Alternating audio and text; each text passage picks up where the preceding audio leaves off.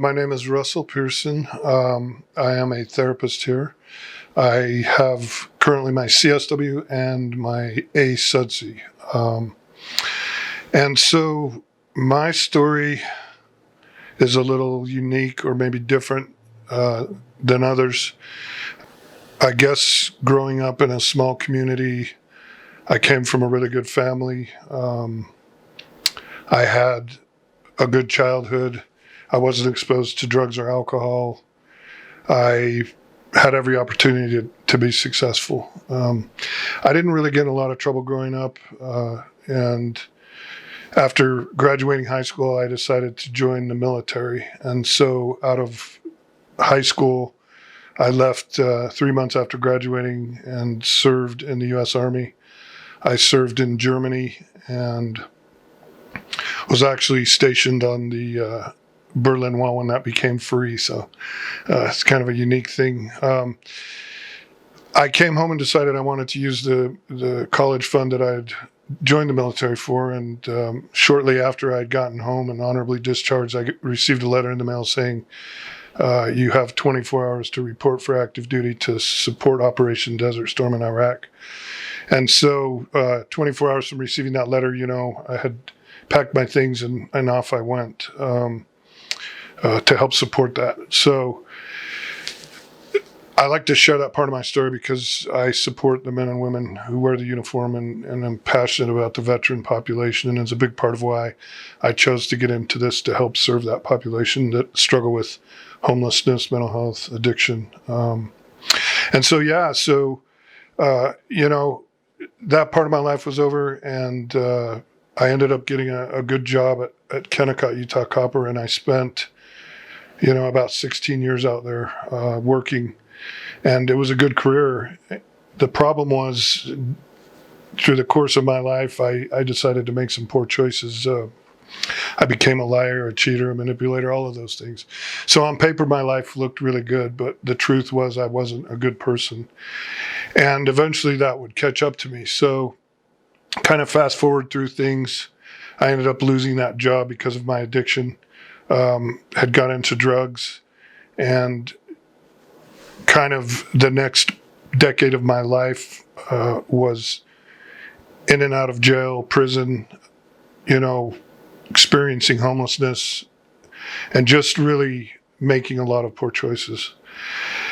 And it had gotten to the point where I ended up committing a pretty serious crime, and I was currently in veterans court on some different charges I had gotten, and ended up getting, like I say, pretty serious charge that was potentially going to put me in prison for 10 years or longer. And I remember that feeling of just being hopeless and trying to just rationalize in my mind how had I gotten my life to this point. And I don't ever forget that. And the guys I work with, I always tell them, don't ever forget where you came from, because we're just one decision away from the men or women we used to be. That's all it takes, is one decision. And I think that's really important to note.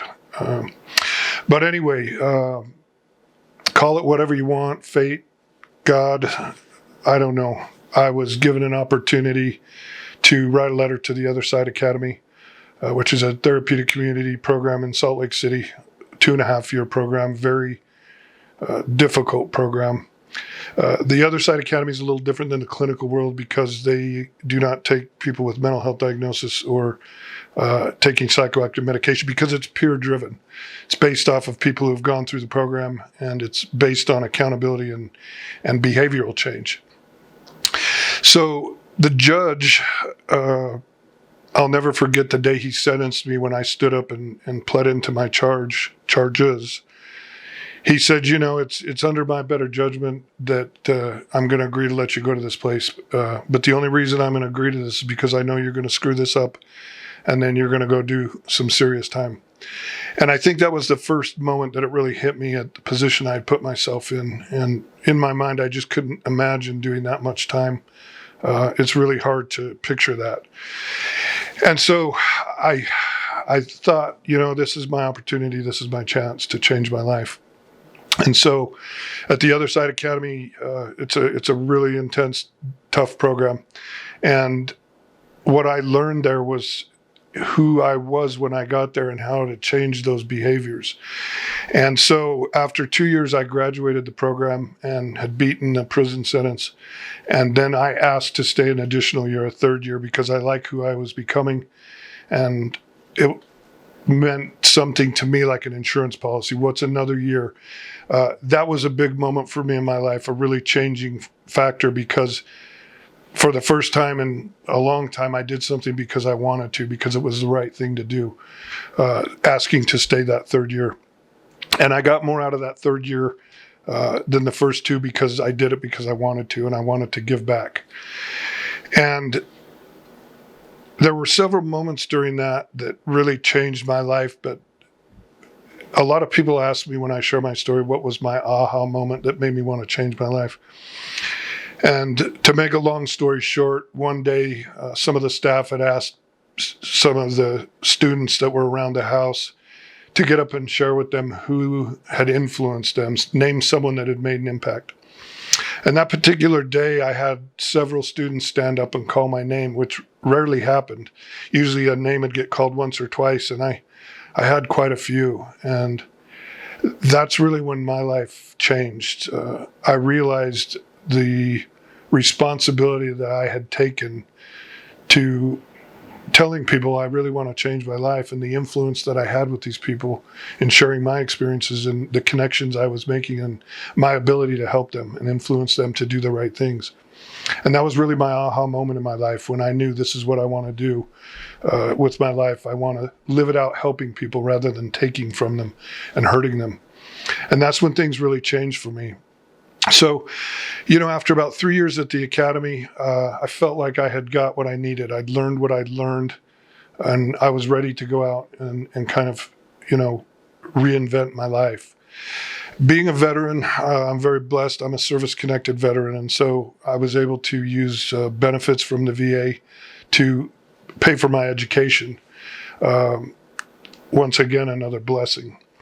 And I knew it was going to be an uphill battle. I have a very long criminal history, more than most, which I knew was going to be a challenge for me. And so I had had a bachelor's degree in business prior to, derailing my life.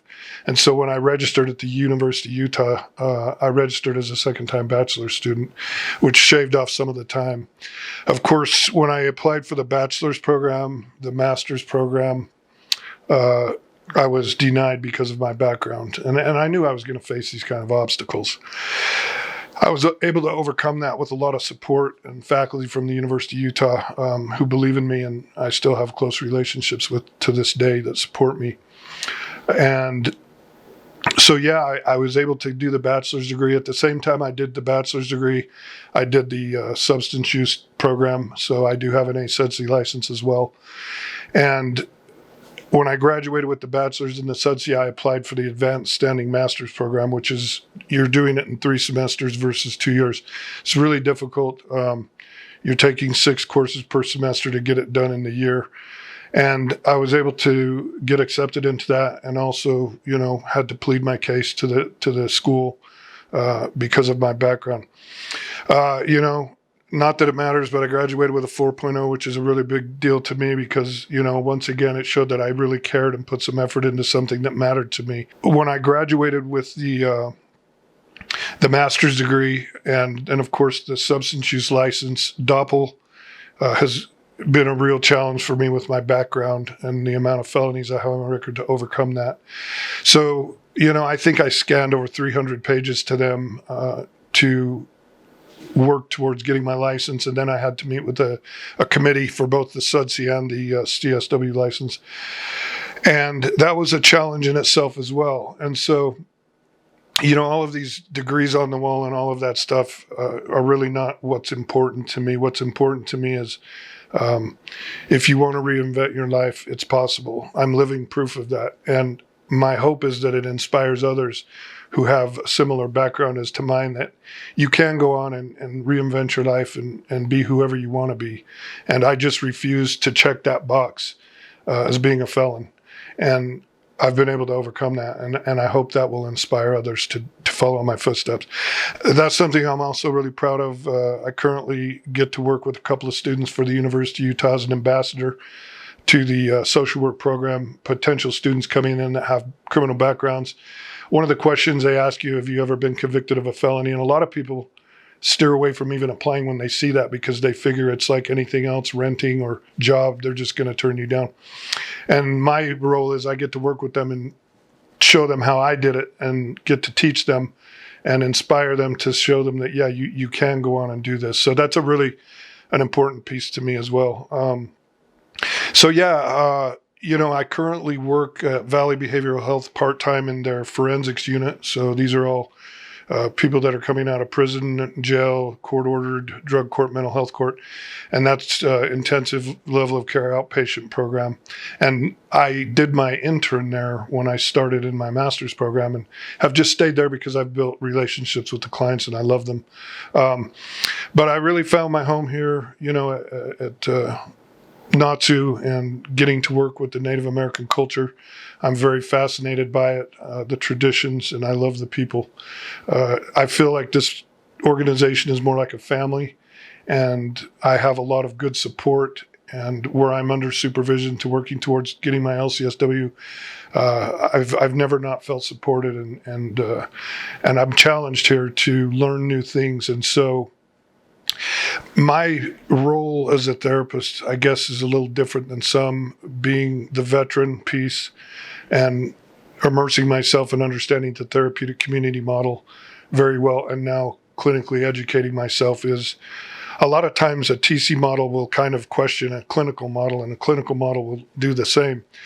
My goal is to take the best of both and combine them, and to me, give the best possible opportunity to the clients I work with they can at achieving success and finding happiness in their life. If you don't find meaning and purpose in your life and you have a plan, it's kind of hard to succeed in life.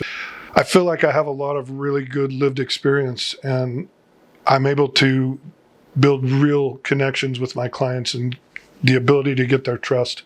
And to me, that's where change happens, is when you're able to get that trust and you can connect with them. The most important lesson I've learned through my journey is, if you want to find true happiness in your life, understand what the word service means. Serving others for the right reasons, doing it for nothing back or expecting anything in return. I don't think a lot of people will learn that lesson, and it took me a long time to learn it. But if I could describe true happiness in just one word, that would be my word, service. And that's truly how I plan on spending the rest of my life, is serving others.